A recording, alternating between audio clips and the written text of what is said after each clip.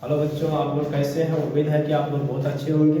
और आज हम लोग नए सिलसिला के साथ आज 12th का मैथ स्टार्ट करने जा रहे हैं, जिसमें से आज मैथ का जो है कुल चैप्टरों को कितने यूनिट में बांटा गया है, पहले आज उनके बारे में हम आप लोगों को बता देते हैं। ठीक, उनके बाद फिर चैप्टर स्टार्ट करेंगे, उनके बारे में बताएंगे। तो चलिए हम लोग चलते हैं।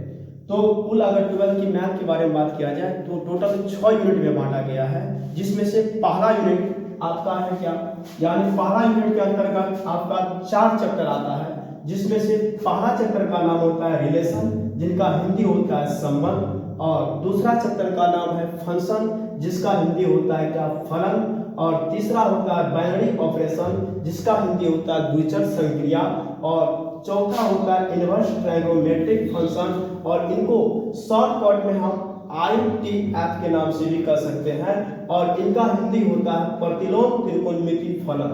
यानी इन कुल चारों चैप्टरों को मिलाकर के आपके बिहार बोर्ड एग्जाम में 10 मार्क्स पूछा जाता है। कितने मार्क्स? 10 मार्क्स पूछे जाते हैं। यानी रिलेशन, फंक्शन, बाइनरी ऑपरेशन और इनवर्स ट्रायगोनोमेट्रिक फंक्शन, यानी प्रतिलोम त्रिकोणमिति फलन, यानी इन चारों चैप्टरों को मिलाकर के बिहार बोर्ड में कुल 10 मार्क्स का पूछा जाता है। चलिए दूसरा यूनिट में आपका है अलजेब्रा। दूसरा यूनिट में आपका क्या है? अलजेब्रा। अलजेब्रा का हिंदी होता है बीजगणित, और बीजगणित के अंतर्गत 2 आपका चैप्टर आता है। पहला चैप्टर का नाम मैट्रिक्स, जिसका हिंदी होता है आव्यूह, और दूसरा चैप्टर का नाम है डिटरमिनेंट, जिसका नाम हिंदी में होता है सारणी। इन दोनों यानी अलजेब्रा से टोटल 13 मार्क्स का आपको बिहार बोर्ड में पूछा जाता है। और तीसरा यूनिट है आपका कैलकुलस, जो कि आपके बिहार बोर्ड में सबसे VVI चैप्टर यही है कैलकुलस, जिसमें से आपको 44 मार्क्स का पूछा जाता है।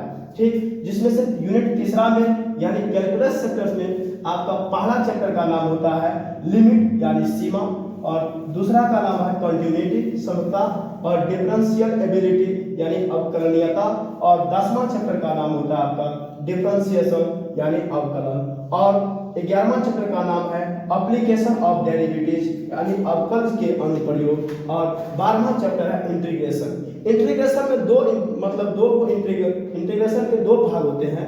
पहला भाग यानी डेफिनिट इंटीग्रल, और दूसरा भाग इनडेफिनिट इंटीग्रल। यानी इन इंटीग्रेशन चैप्टर में हम इन दोनों को अलग अलग करके पढ़ेंगे। और 13वां चैप्टर है एप्लीकेशन ऑफ इंटीग्रल यानी समाकल के अनुप्रयोग, और 14वां चैप्टर है आपका डिफरेंशियल इक्वेशन अवकल समीकरण। यानी कहने का मतलब हुआ कि यानी कैलकुलस चैप्टर में टोटल 44 मार्क्स का आपको बिहार बोर्ड में पूछा जाता है। चलिए चौथा यूनिट है आपका। चौथा यूनिट में 2 चैप्टर पढ़ने के लिए है। पहला है वेक्टर अलजेब्रा यानी सदिश बीजगणित, और अगला चैप्टर दूसरा है इसमें कि 3 डायमेंशनल ज्योमेट्री, इसको 3D के नाम से भी जानते हैं। यानी इन टोटल यानी दोनों चैप्टर मिलाकर के यानी आपको बिहार बोर्ड में टोटल 17 मार्क्स से क्वेश्चन पूछा जाता है।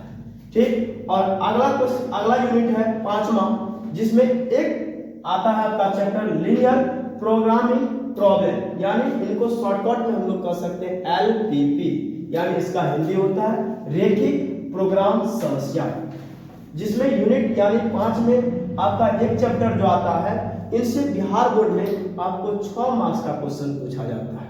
ठीक, अगला यूनिट है आपका 6ठा, जिसमें से एक आता है चैप्टर, यह चैप्टर का नाम है प्रोबेबिलिटी, यानी होता है क्या, हिंदी प्रायिकता, और इनमें से आपको क्वेश्चन यानी बिहार बोर्ड में टोटल यानी 10 मार्क्स का पूछा जाता है, जिसमें आप लोगों के लिए यानी यह पूरा का पूरा हम सिलेबस के बारे में 12 को आप लोगों के सामने हम लिख दिए और यूनिट बाय यूनिट बांट दिए हैं। टोटल कुल मिलाकर के अगर कहा जाए तो टोटल आपके पास अगर कहा जाए तो टोटल मार्क्स आपको हो गया कितना, 100।